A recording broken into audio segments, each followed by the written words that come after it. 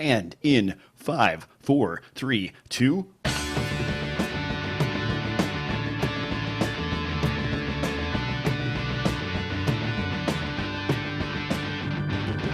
Hello and welcome back to another episode of DSLR Film Noob Podcast. Mitch from Planet 5D joins me today to discuss two new cameras, actually, and of course myself, DJ from DSLRFilmNoob.com. If you haven't heard of me, this is my podcast.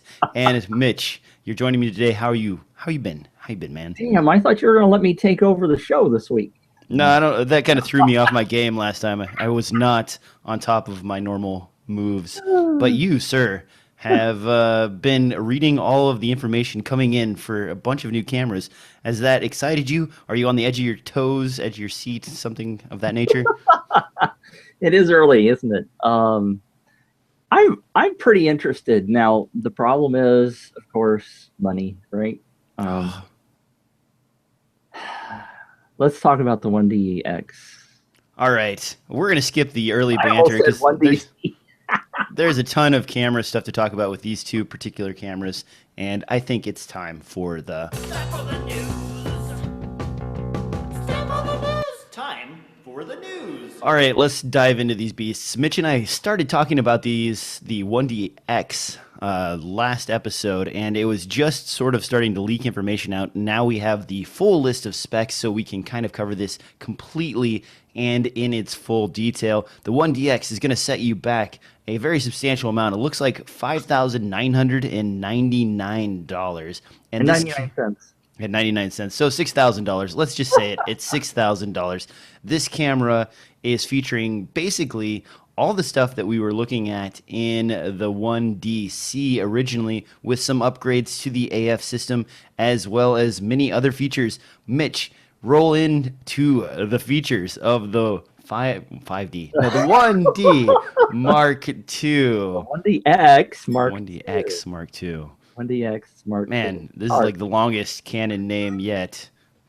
It's hard because I did a little quickie video with Barry Anderson, my good friend, and the night that it was released, and I kept thinking that I was saying the wrong words the whole time. It was just a mess. The 1DX Mark II. I'm excited about this camera. There are some negatives, quote unquote, some things that we wish it had. If I had $6,000 that I was going to drop on a DSLR, now not purely a video camera, right? But I've had the 1DX. I B&H photo. Let me give them a cash register. B&H sent me a 1DX 2 years ago for a couple of weeks. And oh man, that beast. It's a gorgeous beast. It shoots phenomenal pictures. And I love the large size of it because I have these big hands. Woo! And I really, if I had the money, man, I would just love to have one of those cameras. Well, now, you always hear me talking about used prices, Mitch, and right here is an example. If you want to roll into a 1DX, the predecessor to the 1DX Mark II, you can pick one up for sub $3,000. Wow. These are very affordable prices. Usually come with a couple of these batteries. Now, your LPE6 batteries, of course, won't work with the 1DX because it uses that large single format battery. But man, that's like 11 frames per second, maybe 12 frames per second burst mode. Beautiful features. Missing a headphone jack, of course. So not quite as good as the 5D Mark II in the video department, but a really sexy camera. Now, we're improving on that with the 1DX Mark II at a substantial price jump, of course, because this is a brand new camera. The 1DX has been out for, what, a year and a half? 2 years? The 1DX? No, it's been out almost as long as the 5D Mark III. It was 3 years. That long, huh? It's been 3 years. Yeah, I mean, it's 4 years since the 5D Mark. I almost said 4. God. 5D Mark III has been out 4 years come March, so we expect that to be coming out shortly. So the obvious addition to the 1DX Mark II is a headphone jack. We've finally got a little tiny 3.5 millimeter hole added to the camera so you can listen to audio while you're recording video. Of course, they've added the feature of the 1DC, which is 4K recording. Now, one of the complaints I have right away is motion JPEG. And I've got a little note here at the bottom of the show notes of me complaining about Motion JPEG. And there's a number of things that are an issue with Motion JPEG as a 4K format. And number one is NLEs. Premiere has trouble with it. Flame, other editing systems have trouble with it. Sony Vegas, good luck.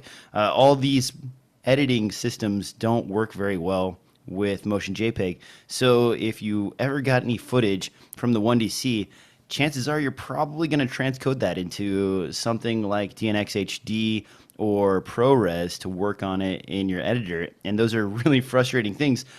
The other issue is Motion JPEG, because of the way it compresses, gives you some banding and some other issues that could be avoided with some of these other codecs that are a little bit easier to work with and more computer friendly.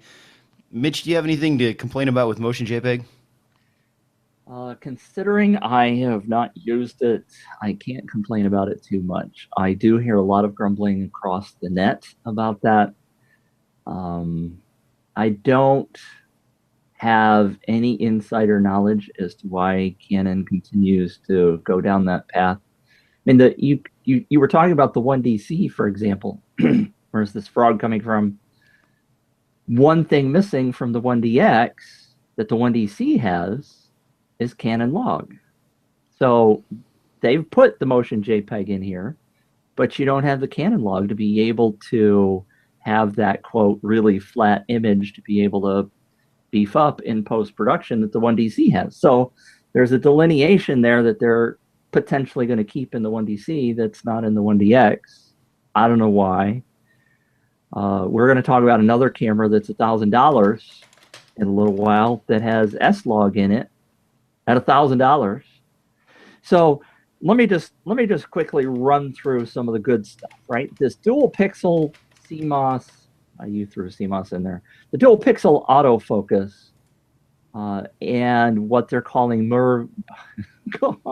movie servo AF looks to be really, really sexy. There's a video that Canon put out that shows you some examples of that.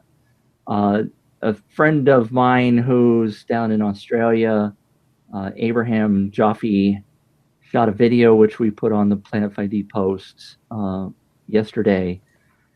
He's really excited about the autofocus capabilities, and he shows some tests in that video of walking in darkness in a parking lot while it's snowing and testing the autofocus. He also went underwater with some whales, and pretty impressive footage. So it does well in low light. It has the new autofocus capabilities. I mean, one of the things that Barry used to really complain about with autofocus with things like the T4, T5i with the dual pixel in it is if you have somebody walk in front of the camera. Now, obviously, if you're shooting a movie, you know if somebody's going to walk in front of the camera. But if you were out shooting a documentary or something, you're constantly afraid, or even behind the camera, you're constantly afraid that that moving object is going to steal focus. Yep. And Canon has added in the the movie servo options, the ability to basically turn that off or to have it turned on so that if fast moving objects come in, then they will be picked up by the autofocus. So they've addressed that issue. Obviously, we haven't tested it yet, but in the demo, it looks pretty sexy. Now, I watched a couple of the demos, and it looked like they were using the STM lenses and not the standard USM lenses. Do you think the AF system will only operate that fast with the stepper motor style lenses, or will we be getting those out of the ultrasonic lenses as well? According to that video that Canon put out, they specifically mention all EF lenses. And so I heard that, but I saw the STM. I don't know. There was a video that newsshooter.com put out where they got their hands on I almost said 1DC, 1DX Mark II. They did not specify which lenses they were using though, so I don't have any firm answer for that. Obviously, when we get our hands on one, because B&H will send us both one for testing. Wink, wink. We'll know. Yeah. Yeah, one of the things that I've noticed, and if you use one of these AF systems, especially the ultrasonic system, even though you don't hear the lens focusing, it's actually quite loud. Yeah, It's just in a range you can't hear, and a lot of times it'll mess with audio receiving equipment that's close to the lens while the lens is autofocusing. I've had this happen multiple times with wireless systems where I get this weird kind of like complete silence, but really just strange sounding. And you look at the audio pattern and you're actually blowing out the mic because it's catching some of the signal that you can't hear really. while it's close to the USM lens while it's autofocusing. Really strange. One example, if you want to try this at home, take a microphone or your H1 or something like that and place it close to your Canon glass and focus, and you'll hear it go completely silent. And you think it's going completely silent, but it's actually just blowing out the mic in the frequencies that the lens is operating at, which is really strange. So just be aware of that. I'm not sure how that will end up affecting you as a regular autofocus system if you have a mic attached to your camera. Looking at the rest of these specs, though, they are offering DCI, which is the full 4K 4096 by 2160 frame size. We are dealing with a crop, though, here, Mitch. Looks like they're going to have to crop in just a little bit on the sensor. So what is this going to be, like a 1.4-ish crop, 1.5 crop? My math came up with 1.3, and so did newshooter.com. The exciting part of that is, though, that they're also doing up to 60 frames per second, so you can get some still motion. Slow motion?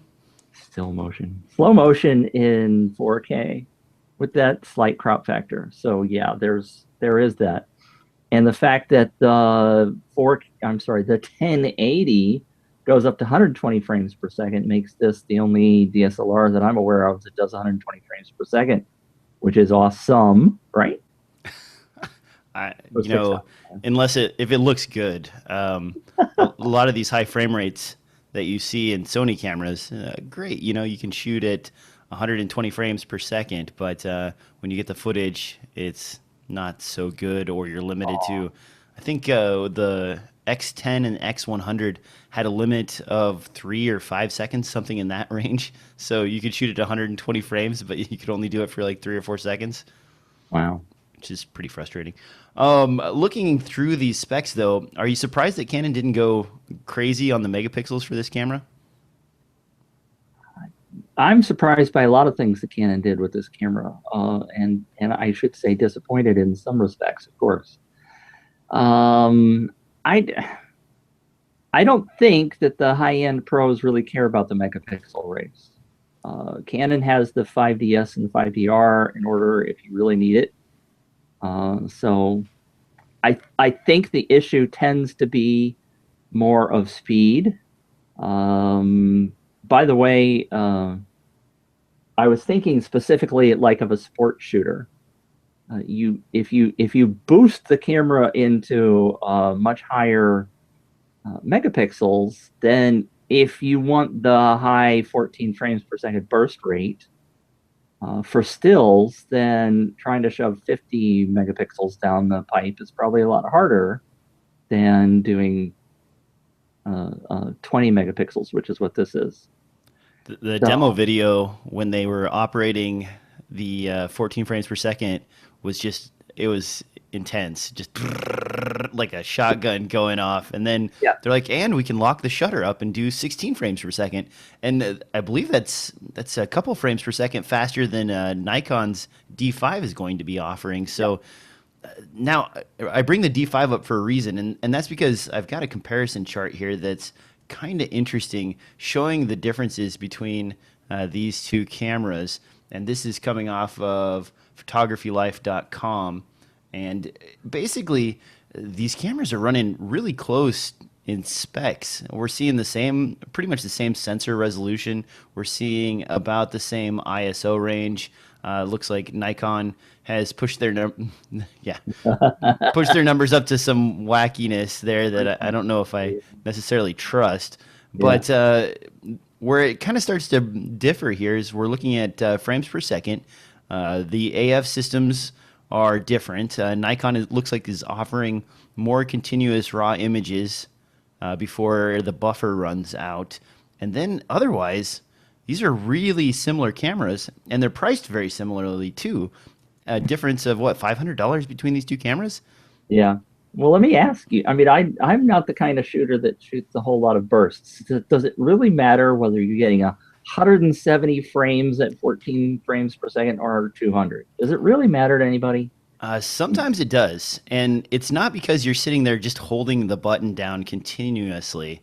What ends up happening, for an example, if you don't have the option to stage something at a wedding and you're shooting a bunch of stuff simultaneously, sometimes you'll just cheat and you'll put it into burst mode. So you fire a few off here, you fire a few off there, and pretty soon, over the course of like 15 minutes or 20 minutes of bursting out 15 or 20 pictures at a time, your buffer fills up, and that buffer overrun will stop you from capturing another image while you're walking around taking pictures of all these kids playing and wedding things happening and so on.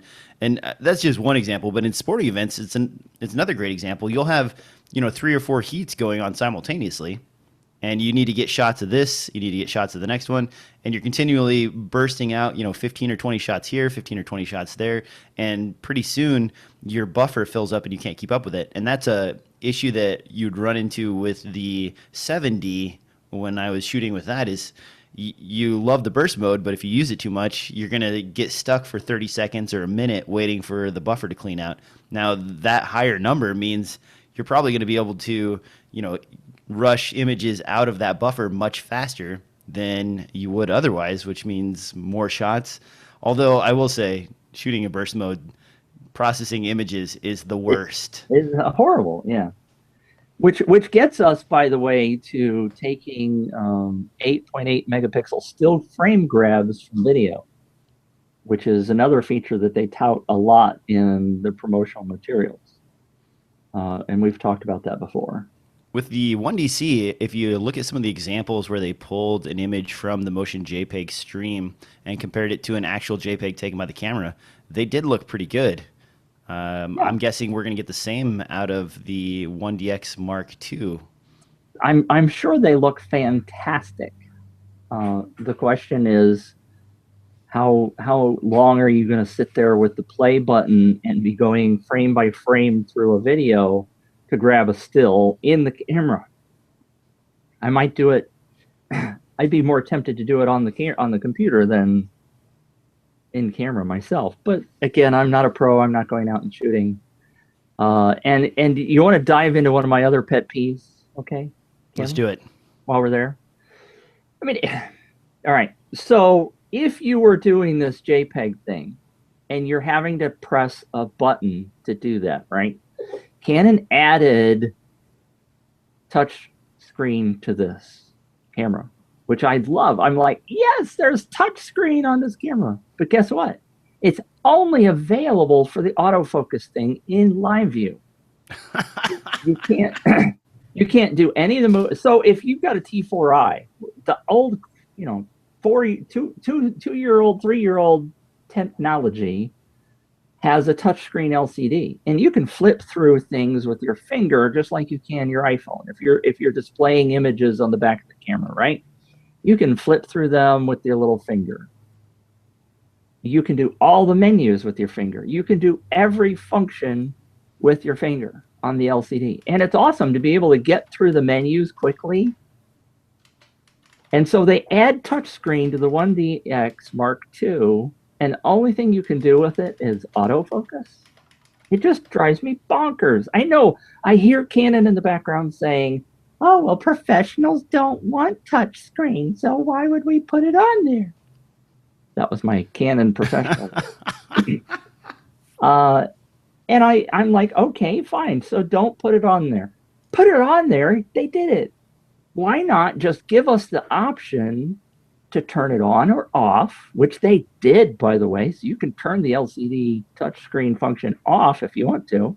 But why not just add the menus to it? If the professionals don't want it, then they don't have to have it. But give us the option. Well, and I find myself with several touchscreen cameras that I've gotten in the habit of using both the scroll wheel and the touchscreen because you have two hands and you're Right. holding the camera here.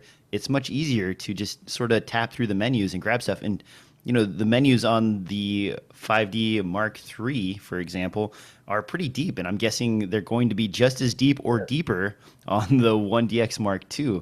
Now, while we're talking about missing features, they've kind of touted the video features as far as AF in video mode and all of the 4K shooting capabilities. But then what do they leave us without?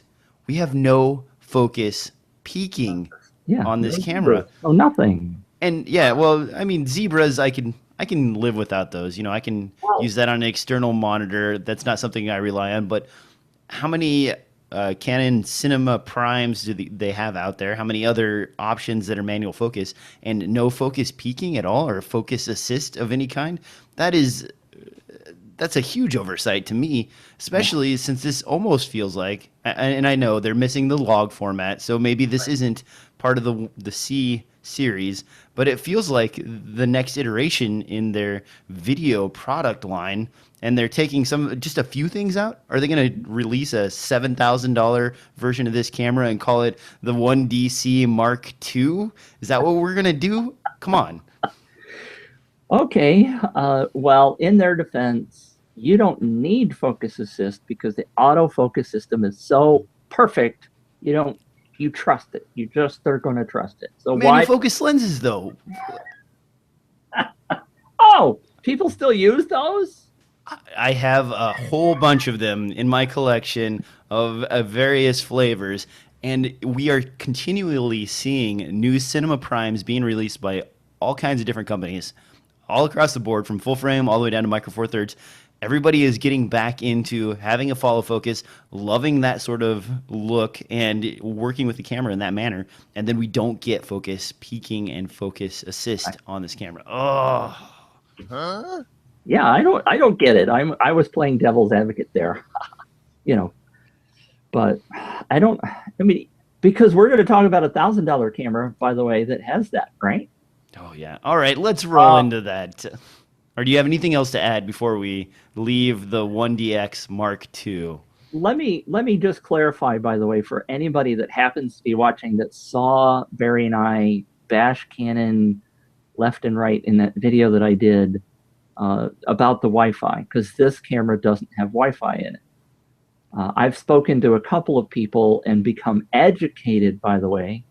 On why it doesn't have Wi-Fi? Yeah, doesn't have Wi-Fi because the titanium body doesn't let the Wi-Fi signal through very easily, and the consumer cameras are plastic and cheap steel and everything else, and so Wi-Fi goes through those pretty easily.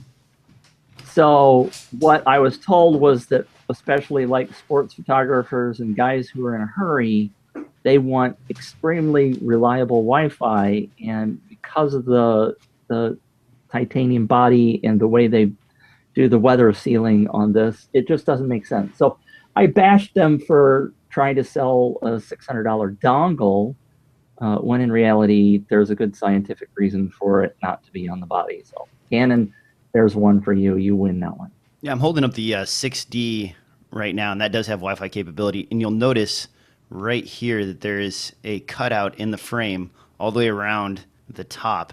And the entire body is made out of magnesium, some kind of alloy, except for the top portion, which is just a plastic resin. Right. And that plastic resin is where the Wi-Fi antenna is located on this. By contrast, the 5D Mark III, which I have right here, is nice and solid all the way across the body range. So this is it's not completely dangerous, but if I drop this from 5 feet and it lands like this, chances are it'll bust through this as opposed to busting through the rest of the body, which is right. Very understandable. Although the Wi-Fi dongle also leaves you exposed because now you have a thing that's made out of less material with like a connector sticking out of the side of the camera. Right. I don't know. Now that I see Wi-Fi and everything, I kind of want it in everything. And at first I thought it was just a really dumb feature, but now, like the camera I'm using right now, I literally logged in with my phone and set it up so that I don't have to actually touch the camera or reach any of the controls, and it's very handy. So Right. I can see your complaint, but this high level of a camera, man, they got to make them solid. If I'm Yeah. spending $6,000, I better get a Cadillac. And that's true. Yeah, I really am excited. I wish I could afford one of these beasts because I would buy one in a second because they're just flat out sexy. But One other complaint, last complaint, unless you've got what? anything else, is that the Nikon screen is nicer than the Canon screen. If you look at the resolution, Canon stuck with one of their off-the-shelf screens from a previous model. Nikon went up to I think a 2.6 megapixel screen. So a few rants in the forums have said that the people that have seen these cameras on stage, and that I don't know how much that is worth. They say that the Nikon screen looks much nicer than the Canon screen. Now, I have not seen either one of those in person, so I don't know. But that sounded like kind of a hole in Canon's imaging lineup there. Okay. Arsenal. No one cares. All right, moving on to the next camera. We've got the Sony A6300. This is an incredibly well-priced $1,000 camera, actually $998, so almost $1,000. This camera features a ton of stuff for the price, and it is a update to the very popular A6000 series camera, which was down to, I believe, $500 new. That packed a lot of features. This is going to have the same megapixel sensor. We're also getting 4K internal recording, as well as we missed one, DJ. I got to back up. All right, back to the 1DX Mark II. Well, why didn't we put it in the show notes? Or did I, and I just missed it? Oh, there it is. See, you got 4K on this beast, right? Okay. But it won't send 4K out HDMI. So you can't use an external recorder and record 4K with this beast. Really? The only way to record 4K is internally. So that was my other, I don't understand that. You do get clean HDMI out though, Mitch. So, just use your 1080p signal. I mean, don't even worry about the 4K signal. Well, in the Canon video, it was very obvious that the way he phrased it was, well, you can send your signal out. So if you're doing an external monitor, like for a director or a customer or something, they can watch what's going on. So that's their only reason for sending anything out, is not to a recorder, but to send it to an external monitor for somebody else to watch. So anyway, I'm sorry I forgot that, but I don't understand that one either. So move on. All right. Back to the A6300. This is a sexy, very affordable camera. It's featuring many of the upgrades to the A7 line. So that means the specialty hot shoe that supports their K1M XLR adapter for audio inputs. And you can see right here with this lovely picture that they've got that installed on the A6300. Now, going through the features, we've got not a huge jump in specs, but they've added key things that make this really awesome for the price. We're talking 4K internal recording. We have basically the same burst mode that was available in the A6000, and we have S-Log 3 and S-Log 2 available for this camera, as well as focus peaking and all the other stuff that you would want out of a regular video shooting DSLR. Now, this is APS-C sensor, but the crop factor isn't that much more than what you would get out of both the Nikon D5 and the Canon 1DX Mark II. Mitch, what are your thoughts on the A6300? I think you just go ahead and you buy 3 of these, and you got a 5D Mark III in price. Well, of course, the price is down, but it's amazing when you compare the two. Now, this says 11 frames per second stills, right? That's correct. You got 14 frames per second on the 1DX Mark II. I don't know. Close. That's pretty close. But the buffer is, I believe, 21 shots. Sure. So, you're going to go through that in 2 seconds. Right. they're really touting the autofocus on this beast. If you watch any of the videos, and I don't know how they do those, by the way. I don't, because the videos they show what the autofocus points are, and I don't know. I don't know how they're doing. I guess they're faking it in post to be real, right? I mean, I've how do seen you some of them have a GoPro actually strapped to the eyepiece. really? Yeah, it was really goofy, but I've seen people because sometimes you'll see these very lovely shots of the AF system in practice where you would have to put your eye to see what's going on, and they Right. actually take a camera and strap it to the back of the camera and then just move it around and use the AF. So Hey, it that could works. be possible. Yeah. And the demo of the autofocus, like in a car in a dune rally or outdoor rally kind of thing, looks amazing in terms of how well it autofocuses and how quickly it does, because cars obviously are racing very, very quickly around a course. So it'd be interesting to see that and how well, I mean, they really tout that autofocus speed as being the fastest on the planet. I'm gonna And they've got, say probably not. Sony has never been really good in the AF department. I what? would I would venture to say since they've increased the number of contrast points on the A6300 versus the A6000, that this will do better than the A6000 in the AF department. But as far as even remotely competing with a lot of what Canon and Nikon are offering, I would say it's probably going to be a bit laggy. That would be my two Fallen for cents. the hype? Is that what you're telling me? Yes, definitely, Well, they've got definitely on that one. 400. They got 425 phase detection autofocus points. That's a huge number. Yeah, they can cover the entire screen with dots, and it will still focus on the wrong thing. Oh, okay. So I fell for it. Okay, that's all right. They have done some upgrades with the AF system though. You can now cluster those points into a group, which Right. gives you like a range as opposed to a single point. So that's more like the feature you see on the 5D Mark III, where you can group a bunch of these AF points together, and that is better. That will most likely give you an upgrade in performance. A few people I talked to were a little disappointed that the sensor is basically the same.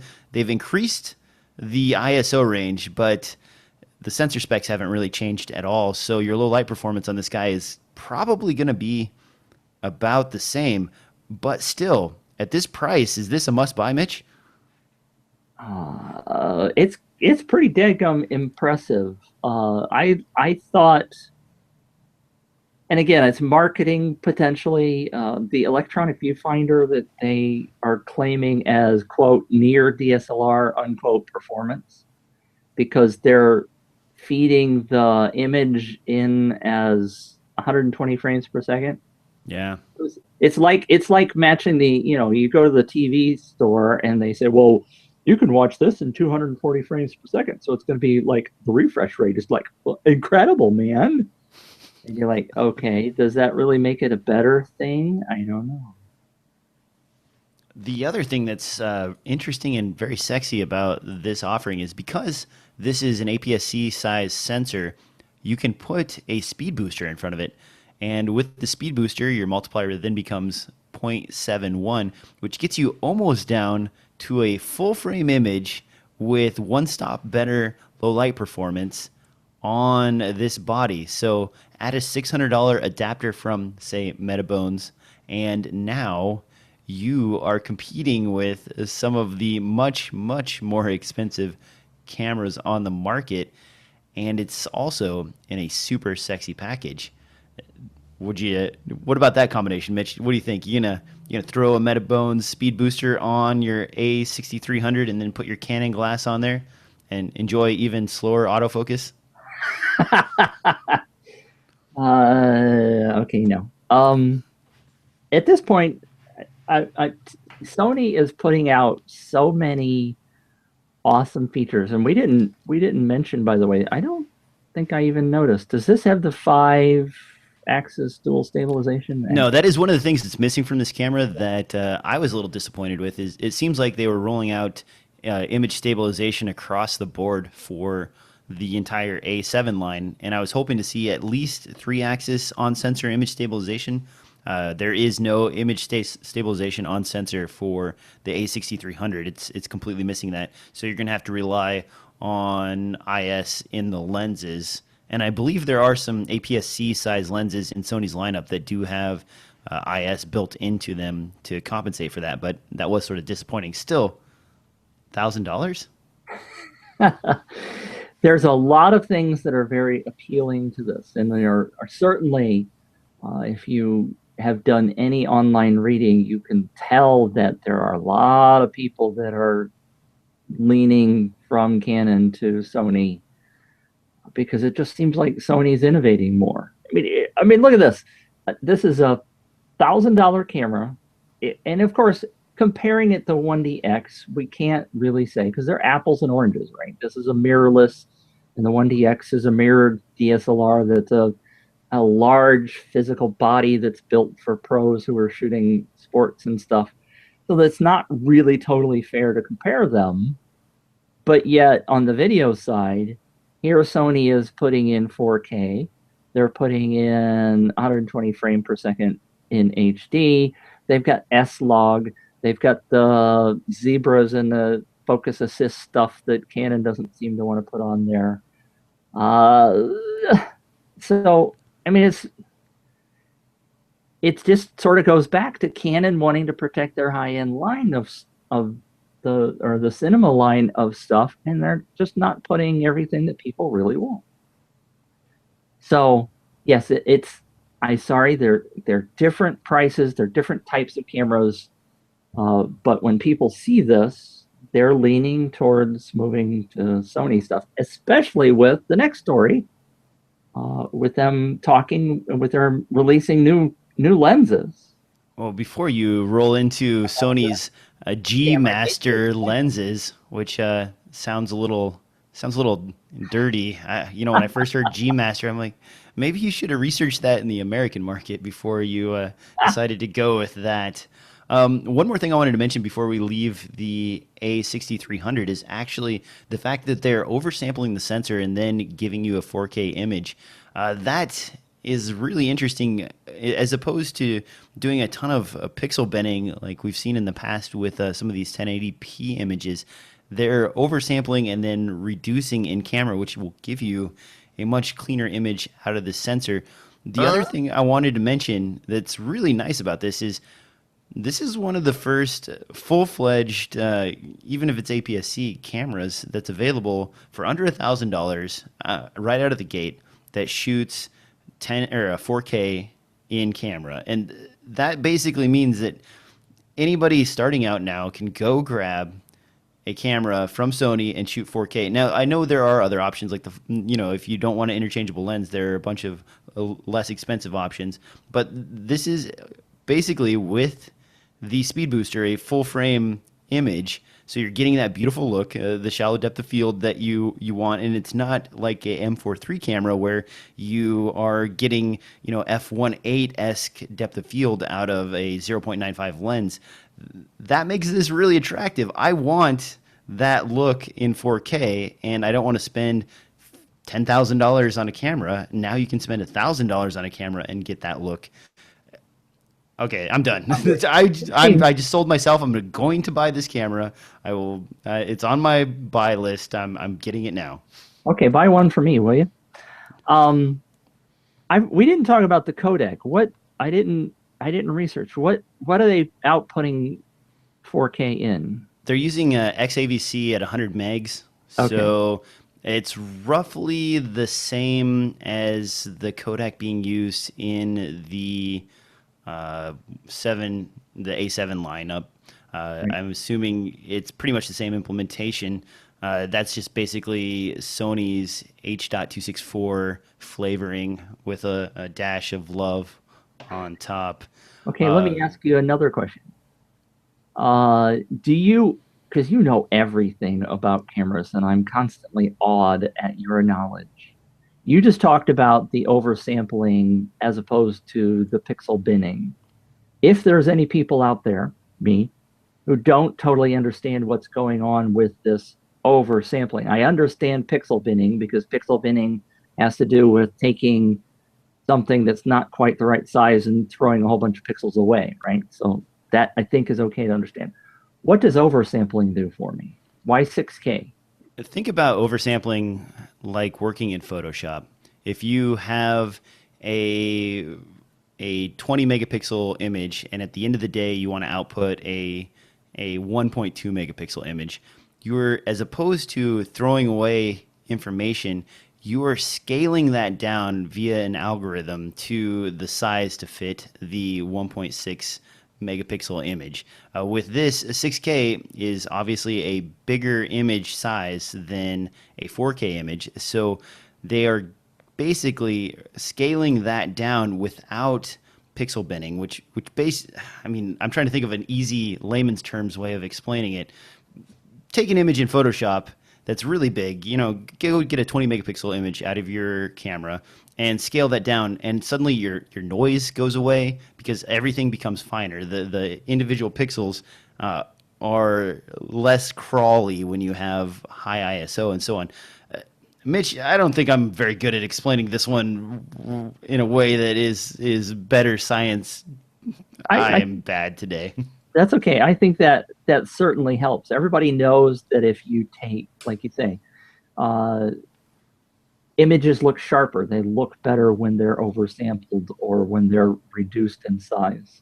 One's a scaling issue based on log format or logarithm, and the other one is an averaging format where it takes the pixels near each other and averages them out to a single color. That's the basics of it. But to come up with like a really beautiful analogy for it, I'm failing. I'm flailing miserably. Well, but I just thought it was interesting, and I do know that sometimes we have people that don't understand all the buzzwords that we throw around. So sometimes I'd like to take us back a step and go, well, let's just think about those words for a second. The other thing that I think is really fascinating about this is that here's a camera that's $1,000. It's recording 6K, so they're grabbing, basically the full hunk of the sensor, and they're oversampling it to 4K on the fly, right? So there's a whole bunch of math going on inside the camera. And if you think about the 1DX Mark II, it has 2 processors in it, and they still are outputting crappy motion JPEG.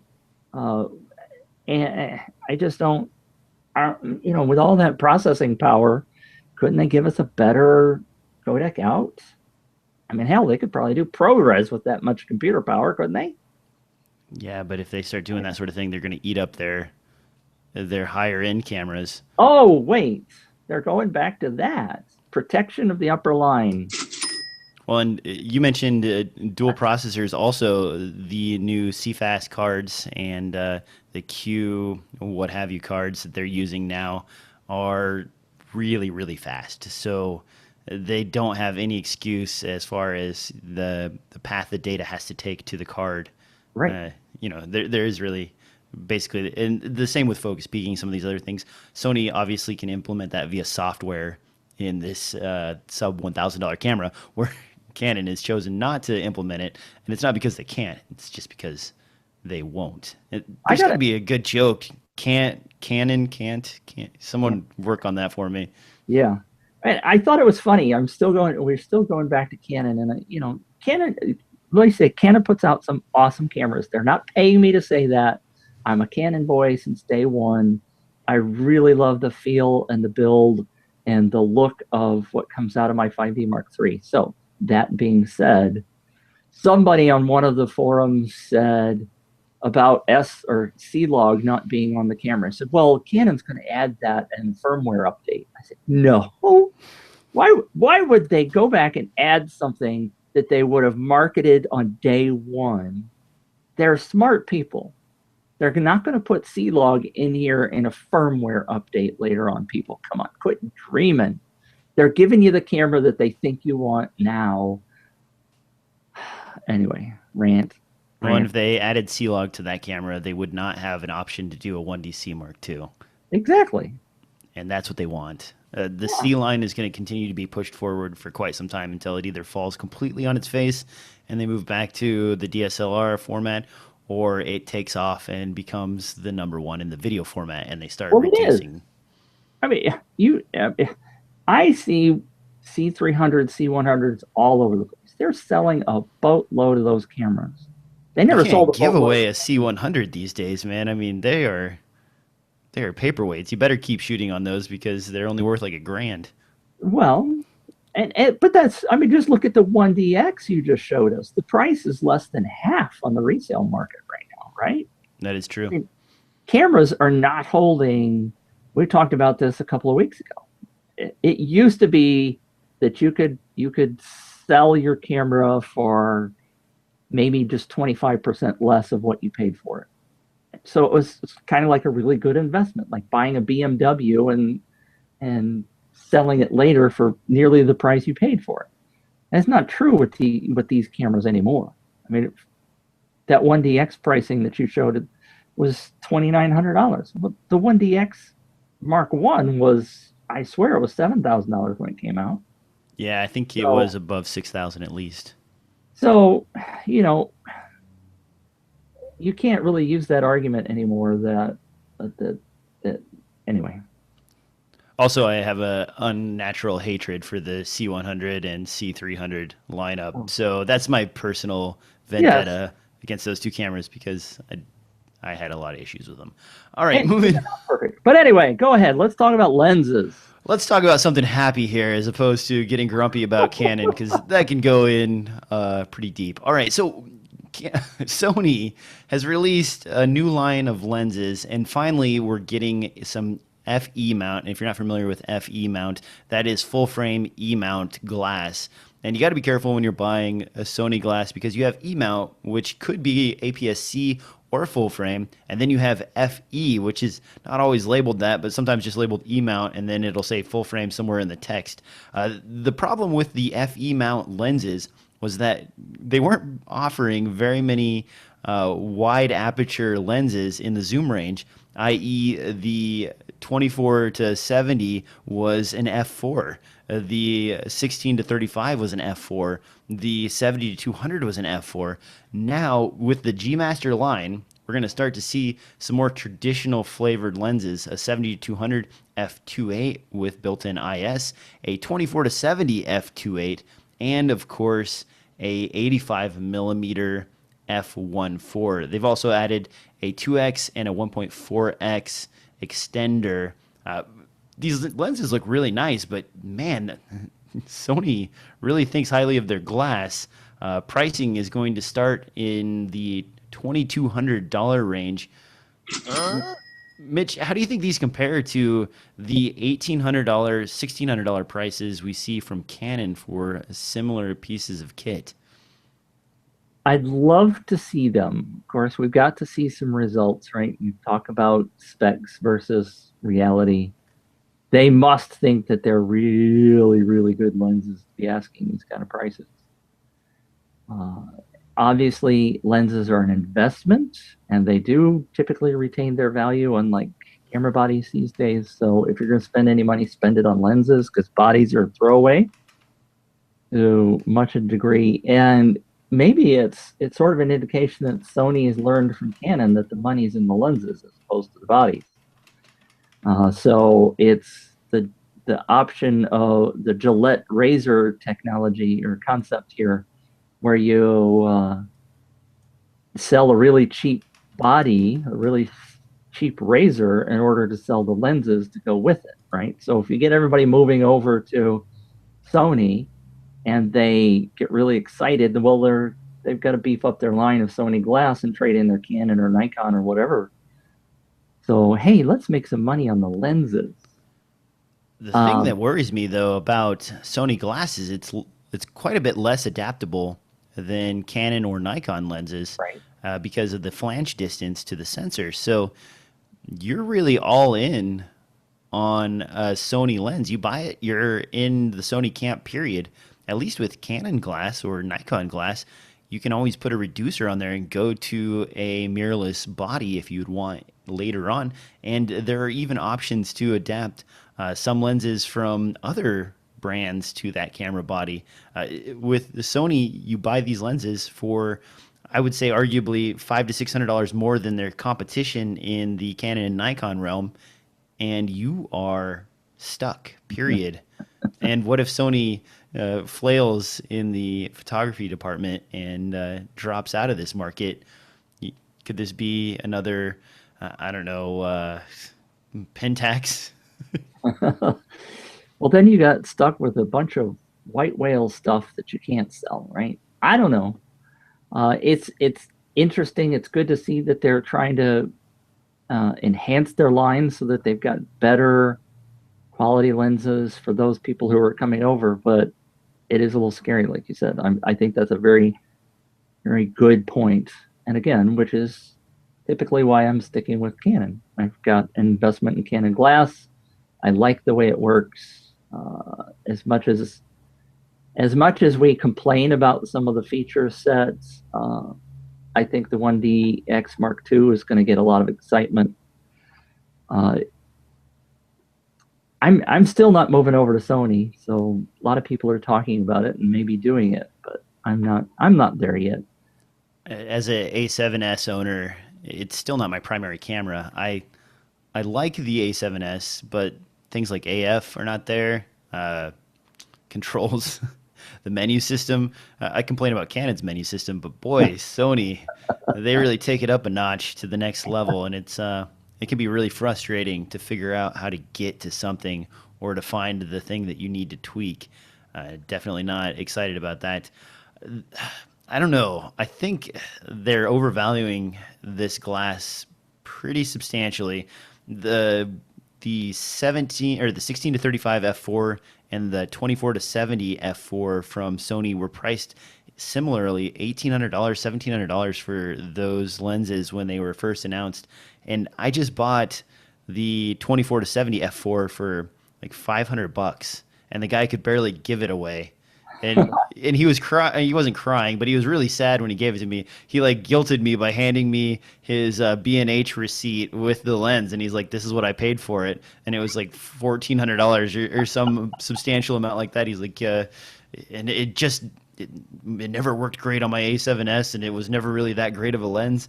And I worry that this G Master lineup isn't going to be quite as good as what we're seeing from Canon and Nikon. I am really interested to see the comparisons when these lenses actually hit the market. Maybe someone can do a side-by-side. And, normally I'm not interested in the image charts, but with these, I kind of am because I want to see how they compare. Yeah. It all comes down to what you like, doesn't it?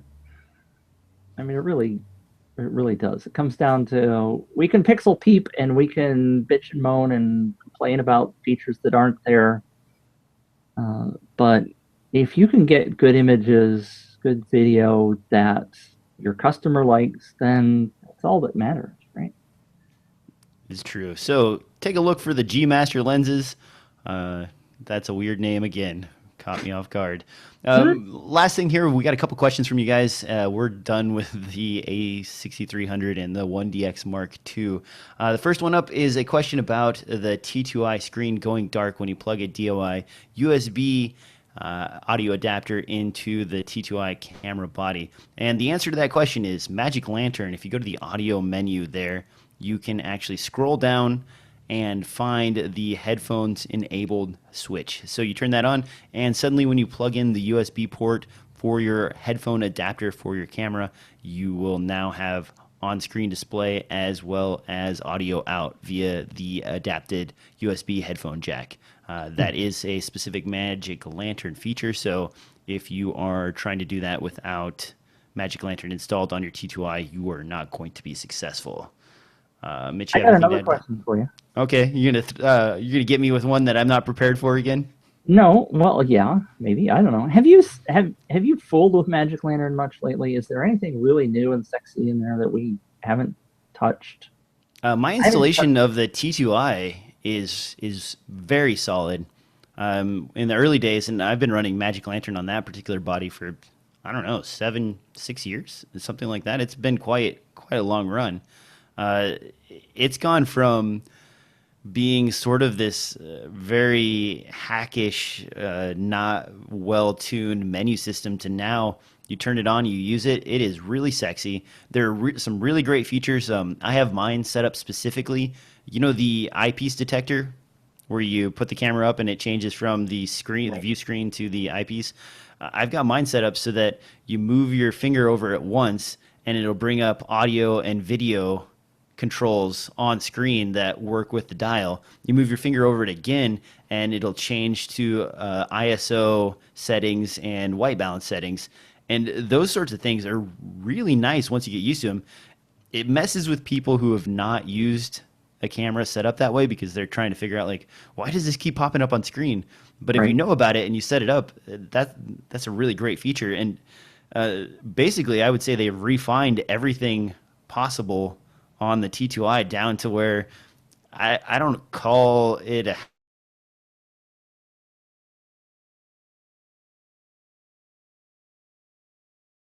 pointing thing is they haven't made much headway on audio features for cameras like the 6D, the T3i, and pretty much everything above the T2i. And the issue has been for quite some time that the T2i used a very common audio chipset, and it was easy for them to figure out. Right. The newer versions, the T3i, Canon changed it up, and Magic Lantern wasn't able to gain direct access to those particular items. So that's where they're at right now. And if you can go get a used T2i for $150 and you want to just get into interchangeable lens, 1080p shooting, it's still a freaking awesome bargain and a lot of camera for the price, plus all your lens options, of course. And, right. you know, I say that, and I actually, right here, still, you know, set up, ready to go with my USB audio adapter. I keep two of these around, and I set them up as stationary installs for things that I just need to shoot on repeat on a regular basis. Freaking amazing, cheap camera for video. With a grip. With a grip, yeah. Well, don't the grips. That's me. Don't do that. If you're a Magic Lantern shooter and you have a grip and you start getting weird things happening with your camera, it's most likely the grip. I simply do it because I want longer battery life, and I'm willing to put up with having to reset my camera every once in a while. But a lot of people do not recommend the grip. I won't personally recommend it to anybody unless they're willing to deal with the headache that a grip can entail. But the T2i body, super cheap, really great camera, the best Magic Lantern implementation besides the 5D Mark II that I've seen, period. So it's a no-brainer if you just want a cheap camera. Cool. Great recommendation. Here, let me give you the other soundbite. Well, I thought it was a very lovely story. Now, last one here, and this one's not one that I do a lot of, but I thought maybe I'd throw it at you, Mitch, and see if you had any recommendations. We have a gentleman asking about options for the best way to work with a client for footage notes. He's currently using YouTube. Myself, I actually work one-on-one in Hangouts, and that's why I've upped my game with the camera for video conference calls and things. I share my screen, play the edit all the way through, and then we'll make notes and changes with the client online. But Mitch, you keep up on a lot of these software platforms where you can sort of upload your video and do those sorts of things. Do you have any recommendations for methods for sharing notes on a video project? There are several, and I wish I had them on the top of my tongue. The only one that I know of right off the bat is frame.io. That's frame.io. I've done a little bit of work with it. I have not done anything extensively, but it's a great way to upload video and have multiple people give feedback, and they can make notes specifically at like a minute and 10 seconds in, they can add a note. So have a look at frame.io. There's a couple of competitors, and I'm sorry I'm not coming up with those off the top of my head. The frame.io guys will love me because that's the only one I can come up with. Obviously, their name is simple. That makes it easier to remember. Yeah, but it's really nice if you've got somebody that you're wanting to do comparisons with, and doing it live with something like Google Hangouts is kind of nice because you can go in and do it obviously live and physically have that conversation. But if you've got somebody overseas or somebody that's on a different time frame and you just can't get a meeting together, they certainly can go in with frame.io and look at the footage, make comments. Other people can see comments. So it's like, it's like using Google Docs for documents, but it's for video, and you can upload the video and everybody can see it, and it works really well.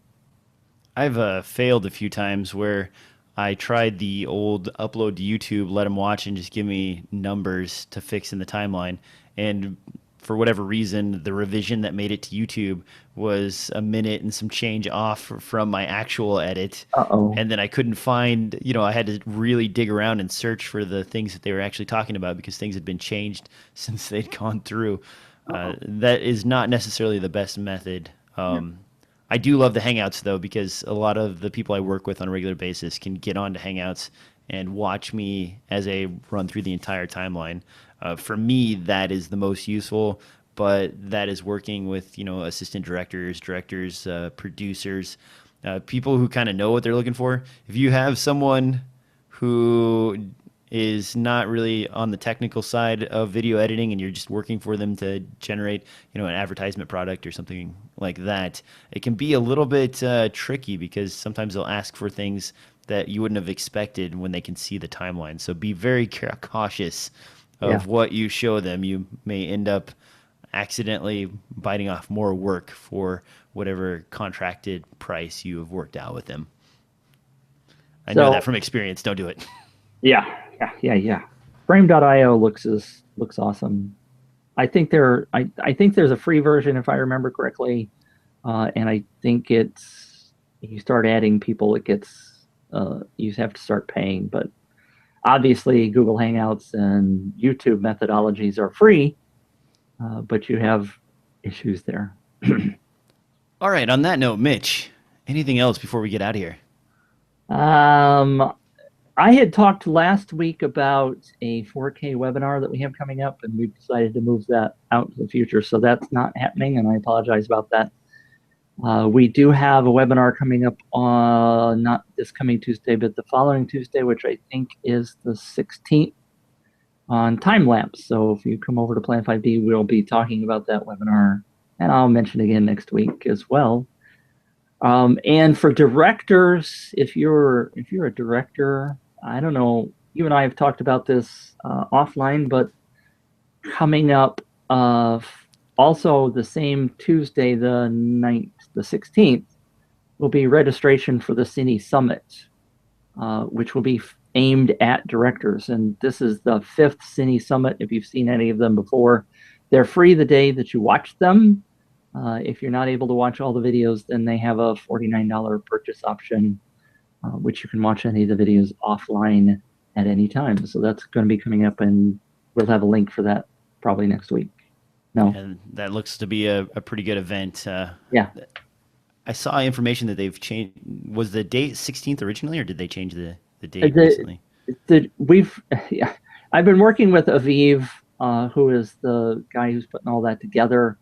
And we wanted to make sure the back end was working properly, and so he's moved everything a week. So the registration will start on the 16th, and the actual event is March 1st and 2nd. Okay. So it's if you're looking to watch the event, it's going to be March 1st and 2nd, and we'll talk about that between here and there. Awesome. On my end, a couple of reviews coming from myself and Devin here next week. The Ceramonic, I've actually got it behind me right here, has turned out to be a pretty excellent device. Testing audio, it sounds pretty good. I understand from talking to Ceramonic that they're going to change out the lav. I did have a few complaints about that, and you'll see that in the review. Otherwise, really great system. Be looking for that very shortly. You can find me on iTunes and SoundCloud and anywhere podcasts are distributed. You can find us both on Twitter. I'm at DSLR Film Noob. Mitch, you're at Planet Mitch. And of course, planet5d.com and DSLRFilmNoob.com. This isn't as good of a ramble at the end as I normally do, but I ran out of coffee a little while ago. And it's all about the coffee, right? so thanks everybody for coming in. Mitch is playing a few samples. And we will see you next time on another episode of DSLR Film Noob Podcast. Exciting. Excitingly, awesomely, excellent. Thanks to Mitch. Oh, right. For being the man. The man. I am the man. I am my own planet. You know that. Hey, did you notice behind me now my bags, all my camera bags are off the floor. Yay. I have shelving. You got some dangly bits over there. What are those? That is a adjustable arm from Nasty Clamp. I don't know if you're familiar with Nasty Clamp. Not a sponsor, but great people. They're actually from the Pacific Northwest. Create some really decent clamps that you can hook onto pretty much anything. Mitch is like actually holding one up right here. Yeah. I love those guys. I've got 5 or 6 Nasty Clamps around the studio, and I use them quite regularly. I keep one in each of my go bags for whatever. If you see the larger one there on the left, that actually has a shade on it. When I'm getting weird flares, I can attach that to a tripod, and I use that quite regularly. Yeah. I have a bunch of the tubes, and I don't want to out Nasty Clamp, but the tubing itself is available from companies like Granger and McMaster Carr. And you can buy the tubing in any lengths. So if you already bought the Nasty Clamp system, which the most important part is the clamping portion and the end pieces, you can get extension tubes for like $3 or $4, $2 or $3 online to make them fairly long. They also support fluid. So if for some reason you need a stationary fluid application via this tubing, that's what its original use was. I used it for CNC machines to cool parts while it was cutting. So just a side note, that's why I knew what they were right away when I saw them. I'm like, oh, you're using the lock system. And he's like, well, yeah, but this part's custom. And actually his adapters are custom on either side to attach to those. So you do need the base Nasty Clamp system before you can go from there. Yep. Strangely enough, last I talked to him, he was going into medical stuff too, which was kind of fascinating. I don't know if that ever happened, but anyway. He's a great guy too. I've run into him every so often at conferences, and just super happy, really fun to talk to, and always like brings a smile to my face when I run into him at meetings. Yeah. All right, that's the end of the video portion. I'm heading off to meetings. Mitch, you have a great week, and we'll see you next time. Thanks, DJ. See y'all.